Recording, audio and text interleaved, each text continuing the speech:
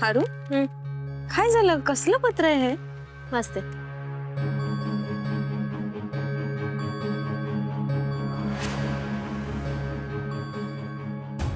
पारू अगं काय झालं? काय लिहिलंय त्यात?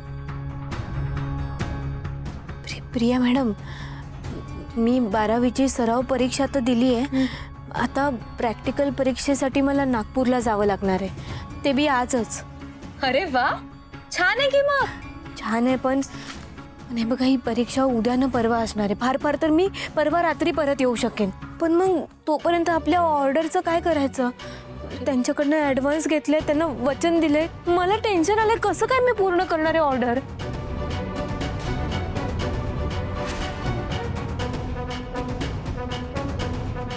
पारू, 40-50 लोकांचं जेवण असतं तर आम्ही काहीतरी मॅनेज केलं असतं ग. पण ही ऑर्डर मोठी आहे. 100 माणसांचं जेवण आहे आणि त्यातील जे मेनू दिलेत त्यातील काही पदार्थ तर आम्हाला बनवता देखील येत नाही. कसं करणार आम्ही सगळं? पारू, ते म्हणतायत ते बरोबर आहे. म्हणजे बघ, व्हिडिओ वगैरे बघून खरंच करता येईल, पण तूही इथे असायला हवीस. शेवटी तुझा टच गरजेचा आहे ना. ठीक आहे,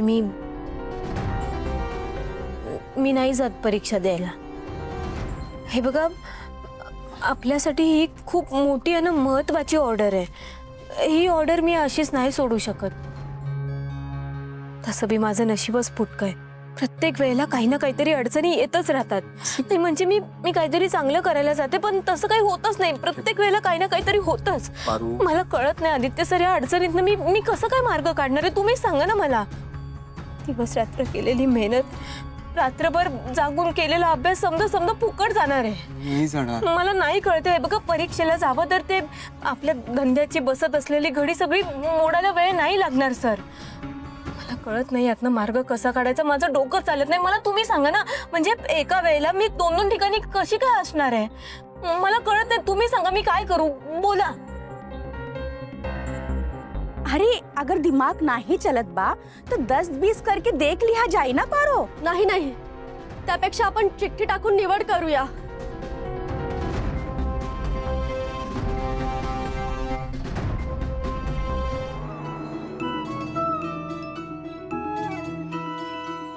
मी शिक्षण घ्यावं हे आदित्य सरांचं स्वप्न आहे.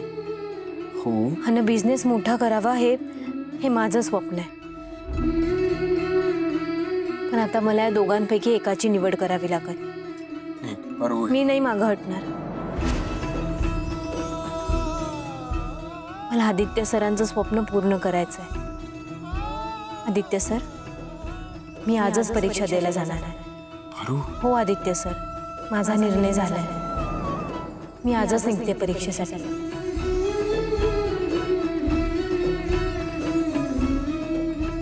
तुम्ही एक काम करा, तुम्ही उद्या जा ना, त्यांचा हा ॲडव्हान्स त्यांना रिटर्न करा. त्यांना ऑर्डर कॅन्सल झाल्याचं त्यांना सांगा. त्यांना आपली अडचण नीट समजावून सांगा प्लीज.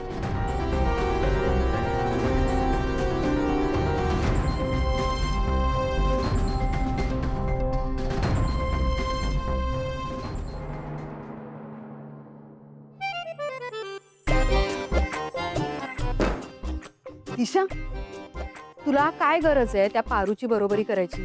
आणि तुझा एक बिझनेस आहे ना हॉटेलचा, मग त्या फालतू टिफिन सर्व्हिस मध्ये काय पडलंय?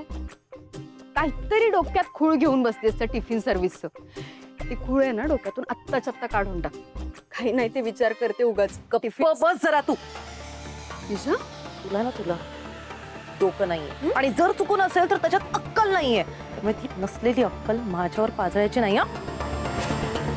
हे सगळं मी बिझनेस साठी नाही करत आहे. या पारूचा बिझनेस संपवण्यासाठी, तिला कम्प्लिटली संपवण्यासाठी करते मी.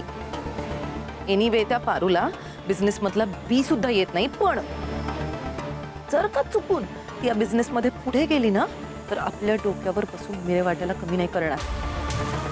आणि जर ती आज सक्सेसफुल झाली ना, तर त्या अहिल्याला पण तिचं महत्त्व पटेल आणि मग ती तिला माफ करेल. घरात घुसलीच आहे ती, तशीच चुटकी सरशी त्या अहिल्याच्या मनात सुद्धा जागा निर्माण करेल ती मुलगी. नवीन बिझनेस करायचंय पारूला. तिचा हा बिझनेस सुरू व्हायच्या आधीच मला संपवायचा आहे. ऐक, तुला खात्री आहे तू हे सगळं करू शकशील? 1000% खात्री आहे मला की मी तिचा बिझनेस संपवणार आधीच. आणि मग जेव्हा अहिल्या माझ्यावर खुश होईल ना, तेव्हा मी माझी डिमांड टाकणार की त्या पारूला आत्ताच्या आत्ता या घरातून हकलून दे. पण डॅमी, काय काय बोललीस? सॉरी, मी ओरडले जरा तुझ्यावर मगाशी. पण मला ना या पुढच्या प्लॅनसाठी तुझी जराशी मदत लागेल. आपली युती आहे ना, मग करशील ना तुम्हाला मदत? जेव्हा जेव्हा दिशा युतीबद्दल बोललीये तेव्हा तेव्हा माझा गाल लालच झालाय. आता जरा सावध राहते, तरीही बोलते आहे युती माझ्याच फायद्याची. हो आहे ना आपली ही युती, करेन मी तुला मदत.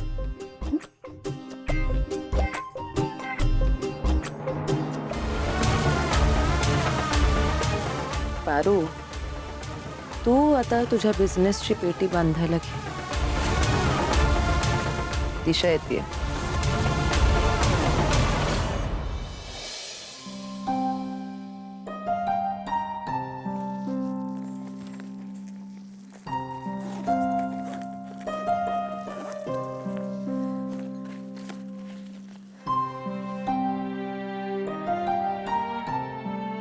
नको जाऊस.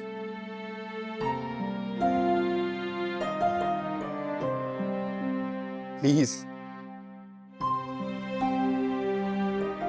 पारू, टिफिन सर्व्हिसेस हे तुझं स्वप्न आहे. तुझं स्वप्न असं अर्धवट सोडून जाशील का?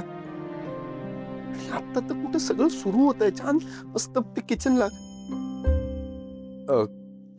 तू एक काम कर, हिची प्रॅक्टिकल एक्झाम आहे, पुढच्या वर्षी दे, काही हरकत नाही. असतात चान्सेस, पण तू नको जाऊस. आदित्य सर, मला कळतायत तुमच्या भावना. मग हे बघा, माझ्यासाठी तुमचं स्वप्न जास्त महत्वाचं आहे आणि मला ते आत्ता पूर्ण करू देत, प्लीज.